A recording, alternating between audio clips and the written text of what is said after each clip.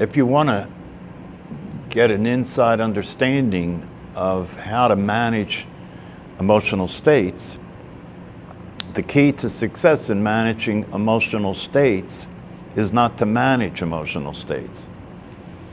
You know, being in a physical body and having a nervous system and a brain and conditioning is going to result in emotional states.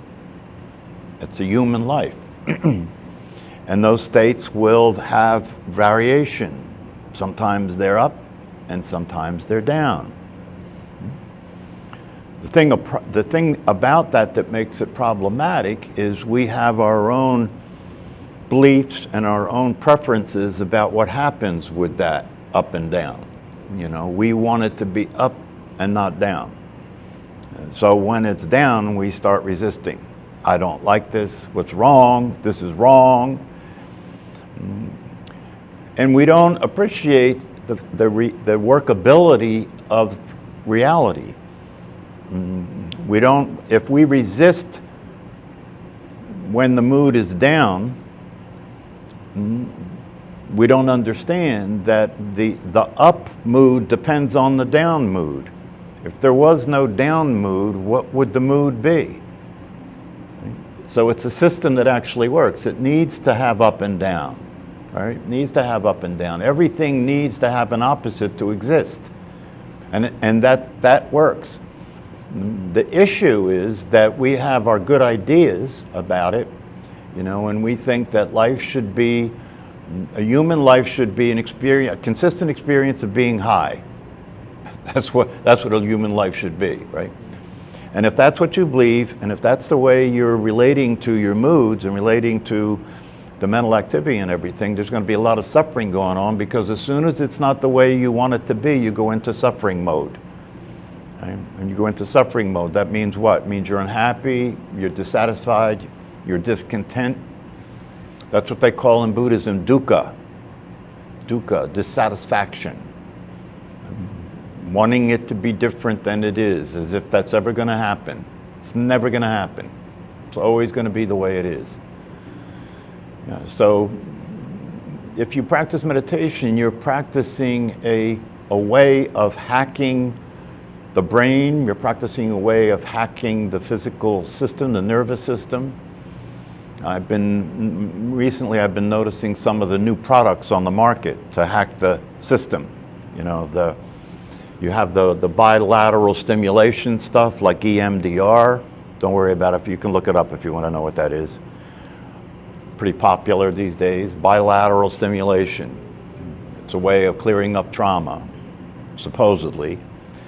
And then we have the entrainment stuff, you know, to get the brain vibration into a certain vibration that is a vibration of being relaxed and calm and clear and so forth and so on. And so we have these devices now that can stimulate the brain and bring it into an entrainment, or we can do a practice of eye movement to try and bring the brain into a place of balance so that trauma can be released. There's nothing wrong with any of that, but the thing about it that is interesting as far as I'm concerned is what if you understand the truth, if you understand what you actually are, right, and the relationship between what you actually are in the brain and the physical body and the emotions and the thoughts and all the rest of it, right, then what you're understanding is the possibility through the practice of meditation, right, to have the ultimate hacking, have the ultimate hacking process. The ultimate hacking process is the process of being awake as the awareness and able to direct your attention. So you can monitor the whole system. You can monitor the whole system. You don't need to spend money on devices to try and get the system to come into a state of balance. No.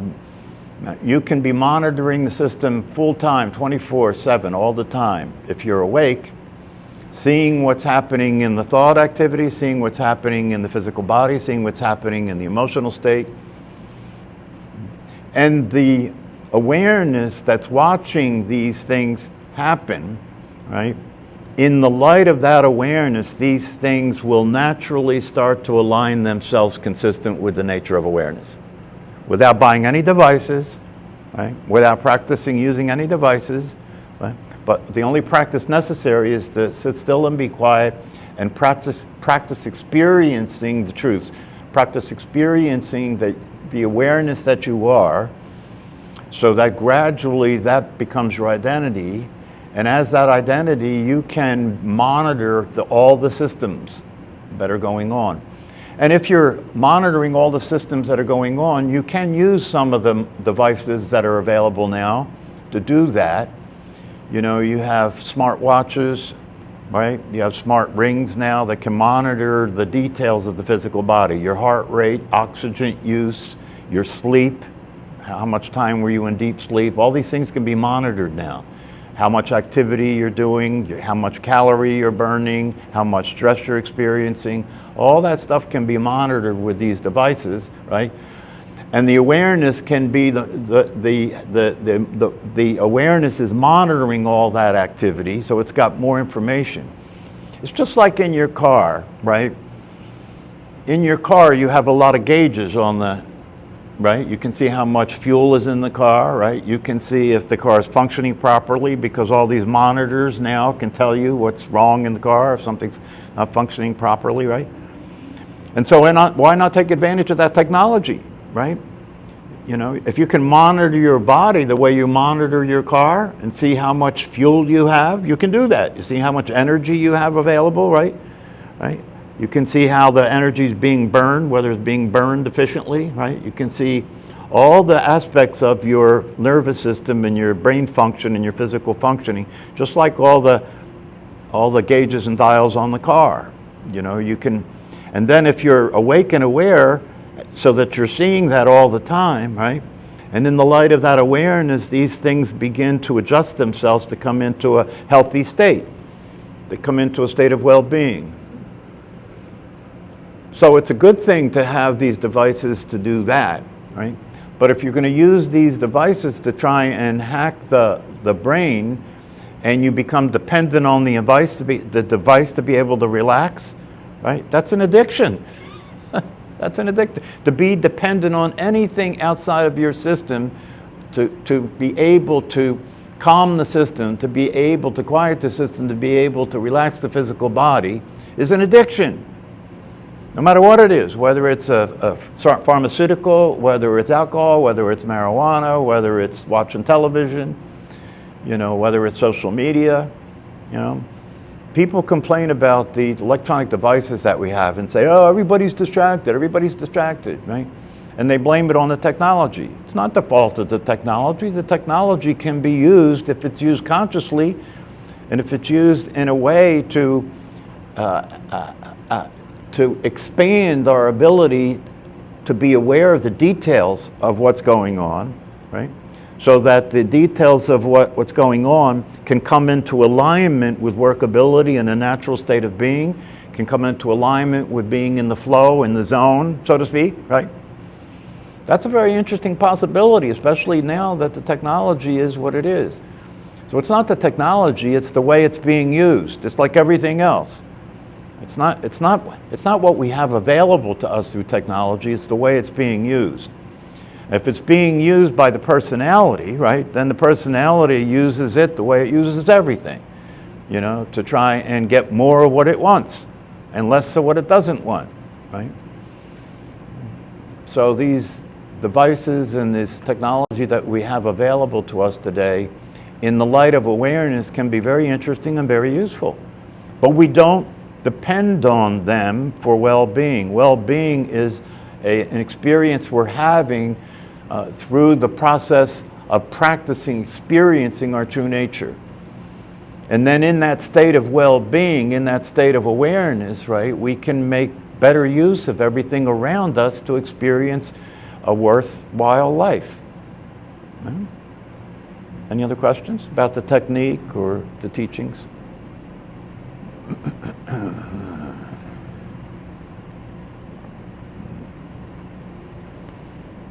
One of the things that is unfortunate is people are attempting more and more to use the technology to escape the experience of being alive, using the technology to escape the experience of being alive, to live more and more in an unreal world, like video games, right? Spending more and more time in a world that's being created by thinking and emotions and perceptions. And there's a tremendous amount of technology going on about that, you know, to spend more and more time in an unreal reality, whether it's video games or movies or TV shows and so forth and so on. There's nothing wrong with these things if they're being understood in the correct way, in terms of not trying to replace the natural experience of being alive with an artificial one. If they're being understood with the right perspective, they don't interfere with your ability to experience well-being. In fact, they can enhance your experience of well-being. You know, I watch some of the training techniques that are used in the gym these days, you know, some of these workouts, right? And a very popular workout that I see going on is this boxing thing. You know, you ever see these people working out and they're punching and kicking, you know what I mean? There's nothing wrong with getting exercise, but why would you want to have the experience of working out and getting exercise be practiced as a fight? What, you know what I mean? Do people that do that understand what they're doing to their brain? You know, they're practicing fighting, you know, they're practicing using their body in the form of aggression as a way of working out the body. That's pretty crazy in my view, you know. We need to be interested in well-being and how well-being is possible. We get so preoccupied and so focused on, you know, trying to control life, control the body, you know, get the body to be healthy, you know, so we can experience what? Get the body to be healthy so we have a more healthy body to be crazy in? I wonder whether people that do all this physical training ever stop and consider what good is it if you're miserable? What good is it if you can't get along with the people around you? You know, what good is it if you're not enjoying the experience of your existence itself? What good is it if you're not enjoying the experience of your existence, the experience of being alive, with an appreciation for how temporary this all is, and with an appreciation for the futility of trying to control it? You know, people who invest all their time and energy into having a beautiful body, a healthy body, right? They're playing a losing game. That body's going to die. That body's going to get old. That body's not going to have the same energy. That body's not going to be able to do what you were doing. And then what? If that's where you put all your attention, when all that stuff starts to fall apart, then what?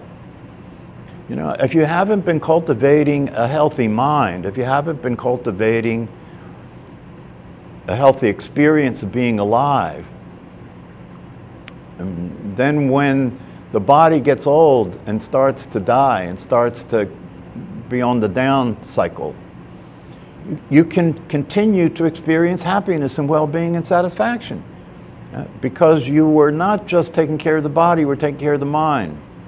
You were taking care of the place that the experience is happening, taking care of the place where the thought process occurs, where the identity lives in the state of mind. And by taking care of that, how do we take care of that? It's interesting how we take care of that. We take care of that using meditation and these teachings and understandings, right? By abandoning the identity. Abandoning the identity that we were conditioned to believe we were, abandoning the idea that we're the physical body, and abandoning the idea that we're this thing called the personality. Why? Because it doesn't work to identify with something that doesn't actually exist. It doesn't work to identify with something that is constantly unstable, constantly in reaction, constantly struggling and coping and trying to change and constantly trying to be in control and failing at all of it. As I often say, the personality keeps doing what it's doing because it's living a life like being in a casino.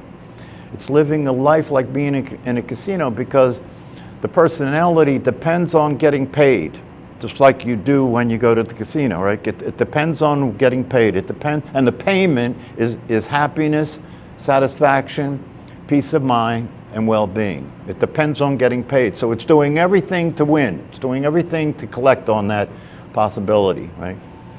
And it's failing. Generally speaking, it's failing. But every once in a while, it thinks it won. Every once in a while, it gets a burst of gratification with the new car, winning the lottery, right? Being in a new relationship, getting a new house. Any of the things that occur in life that the personality can use to experience what it thinks is happiness. When in reality, it's not really happiness, it's gratification. You got what you wanted, and so you feel gratified, and you consider that to be happiness when it's not happiness. And it will never last. If gratification is what you think happiness is, right, then you have to keep feeding gratification because it's never satisfied. It's like eating a meal. You're gratified and satisfied temporarily until you're hungry again, and then you're back searching for food again. It's the same thing with the mental activity. You're gratified when you get what you want. In other words, you're gratified when things are fitting your pictures. You're gratified when things are fitting your beliefs about it. You're gratified when things are fitting the way you think it should be or fitting what you want. Then you have a burst of gratification and you think, oh, I did it, I'm happy. And then that doesn't last very long, and so you get back into the search again. It's just like a casino. You win every once in a while, that keeps you playing. That's what the personality is doing. You win every once in a while, that keeps you playing a losing game. Just like a casino. You win every once in a while, and that keeps you playing a losing game. Everybody knows the house wins, but they keep playing anyway. Right? Just like the personality. The personality keeps playing, even though if you stopped and look at the evidence, you would say, what the hell am I doing? Why do I keep doing this? Why do I keep playing a game that I can't win? If you begin to wake up and see things as they are, you understand the reason that you're doing that is because you have an identity that's a mistake. You believe your physical body and you believe your personality. And those identities are unstable. Those identities will atrophy. Those identities will suffer unworkability. So it's not a good idea to live a life as a personality or physical body. That doesn't mean saying, kill the body or get rid of the personality. No. You need the body and the personality to be in this world and live a human life in time and space. That's a good thing. That's something to be enjoyed, right? But you can't enjoy it unless you're experiencing the truth. You can't enjoy it unless you're experiencing the reality of what you are. And then experiencing the reality of what you are as the awareness itself, right? Then the idea of having a body and having a mind and having a personality can start to work.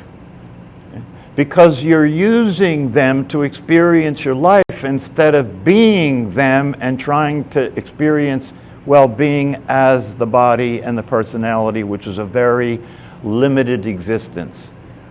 That's why people are so crazy, because they're trying to figure out how to escape this limited existence in which I'm so dependent on money, I'm so dependent on people paying attention to me, I'm so dependent on getting what I want and avoiding what I don't want. This is a job. This isn't a human life. It's a job. It's a 24/7 job, and it uses a lot of energy and it wears the body out early. So this idea of waking up and practicing meditation is really the keys to the kingdom. All the great teachings say the kingdom of heaven is not after the body dies, the kingdom of heaven on earth. The kingdom of heaven exists now. And what is the kingdom of heaven? The kingdom of heaven is the experience of well-being, being happy, enjoying life, enjoying the idea that I exist. It's temporary, and because it's temporary, that makes it even more valuable in terms of enjoying the opportunity to be in existence. It's a damn shame that there are people walking around that have the gift of life and they're complaining about it. It's a shame that people are walking around that have the gift of life, a miracle, the gift of experiencing existence as awareness, and then they say things like, life sucks and then you die. Or I didn't ask to be born. Or they're ignoring the miracle of existence and the possibility of being happy because you exist, because they're involved in getting more of what they want and less of what they don't want. And they're not paying attention to the opportunity at all. Not paying attention to the possibility at all. So one of the things about these teachings is they offer you the opportunity to see things as they actually are. And then to take advantage of the opportunity to see things as they actually are and see the possibility for happiness, satisfaction, contentment, and well-being is available at all times. You don't have to do anything. You don't have to get anything, and you don't have to do anything. All you have to do is relax and allow the mind to calm down so you can have clarity,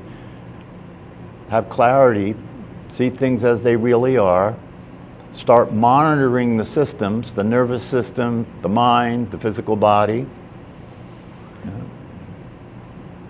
and be in a state of well-being so that the system itself will align itself with a state of well-being, so that the nervous system will stop being in a fight or flight mode, right? So that you can calm down and enjoy what's going on instead of be constantly looking to see who's coming to kill me. Constantly looking to see what's going to hurt me. I have to be careful, I have to watch. Somebody might make me wrong. Somebody might make me not look good. That's equal to dying to the personality. It's invalidation. You're not valid. When you wake up, you realize that's child play. That's child play. You know, I don't give a shit about what you think about me. I don't give a shit about what I think about me. Why should I care about what you think about me? No, I'm only interested in experiencing the possibility of enjoying the existence. Enjoying the existence. I exist. What am I that exists? I am consciousness. And when I exist as this consciousness, I experience the state of well-being. I experience the state of happiness and contentment. Sat Chidananda. Sat Chidananda. Sat, existence. Chit, consciousness. Ananda, happiness. That's the formula for well-being. Okay? But in order to experience that natural state, in order to be in the zone, right, you have to come out of the insanity and the misery that is the common experience of being a personality, living in time, living in a body, living in a predicament, living in circumstances that appear to be threatening.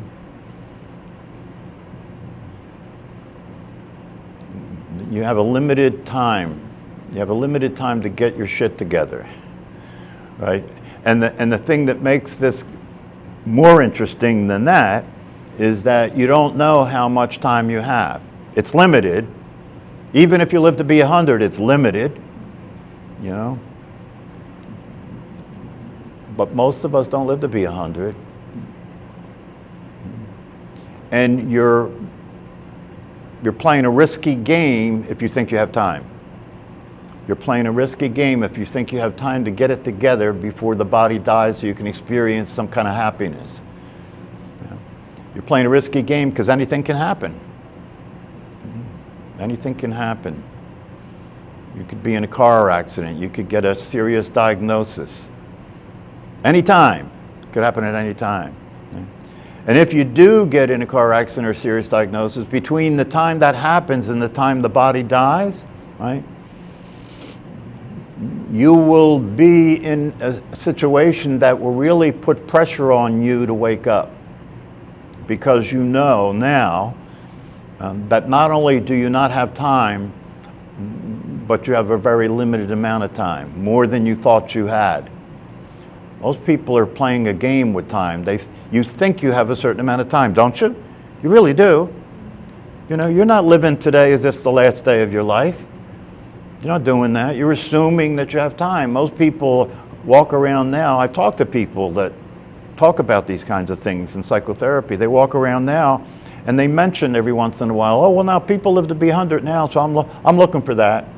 I'm looking for that. That's stupid. That's stupid. That's stupid. You should live today like this is your life. You should live the next 5 minutes like this is your life. You should live the next moment like this is your life. And you can't afford to assume anything.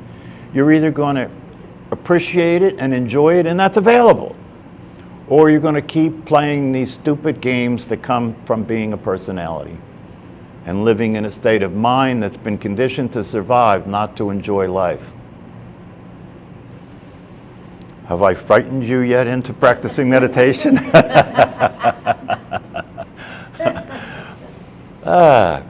But that's what we need. You know, human beings need to get a good kick in the ass, you know, because they're being too stupid. They're being too stupid. And this ass kicking is a loving thing.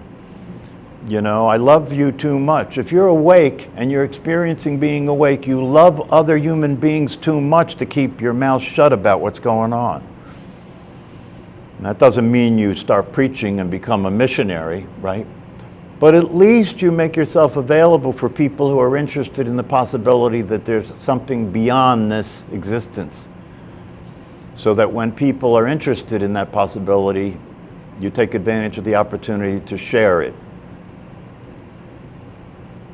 And there are a lot of people interested in that possibility, whether they know it or not. Everybody on this planet is in a process of waking up, whether they know it or not. Because there's nothing else to do. You know, you're either asleep and suffering, or you're awake and satisfied. There is no other option. So whatever people are doing that they think is going to get them where they want to go, there's a lot of sidetracks that'll just waste time and energy. Better that you should focus on the bottom line immediately and begin to get clear about the necessity of practicing being awake and alive so that you can use your awareness to pay attention to all of the information that's giving you feedback about who you are and about how workable your nervous system is and your mind is. I remember back in the 70s, I saw an ad in the paper in Princeton. I used to live in that area, from a psychologist named Lester Femi, right? And he put an ad in the paper and he said, I'm doing research. He was a biofeedback trainer as a psychologist, and he was very interested in biofeedback, and he was talking about biofeedback in terms of this possibility of this thing that he called open focus. You know, that you could use biofeedback to get into a state of open focus. And in this state of open focus, there is a certain powerful process that occurs that allows the brain and the mind to come into a natural state, a natural zone. So what he did is he came up with a research project, and he invited his Zen master to come to Princeton. And he was going to have two groups. One group he was going to train with the biofeedback equipment to experience this open focus awareness. And the Zen master was going to train people in practicing meditation. And he wanted to compare the groups to see, you know, whether there's a relationship between meditation and this open focus, right? It was interesting because the Zen master that he invited to come and do the research was Sasaki Roshi, who was my teacher's teacher. It's interesting how things end up being connected, right? I didn't know that back in the 70s at all, right? So he came to Princeton, they did the research. Les Femi, after the research, became a lay monk. After the research, Les Femi became a student of the Zen master and became a Zen monk and became a Yoshin, just like David Radin. And so now he teaches meditation instead of biofeedback. The ultimate biofeedback is to be aware of all the information that's at your fingertips that has to do with your well-being. You don't need a machine to do that. Your body is a biofeedback system, if you can pay attention to it and be awake. So, any questions about any of this? You know, these talks are all on YouTube, right? There's almost 600 talks on YouTube now, so you have the opportunity to keep listening to the teaching, to keep training yourself about being awake and experiencing your true nature. So take advantage of that. Plus the book that I wrote, you know, Dying to Live, is on Amazon. You can take advantage of reading the book. You need to re-educate yourself because you've been educated in you've been subject to an education that's stupid. No matter how much you can learn in an educational process to function in the world, if it doesn't include waking up to your true nature, it doesn't have much value.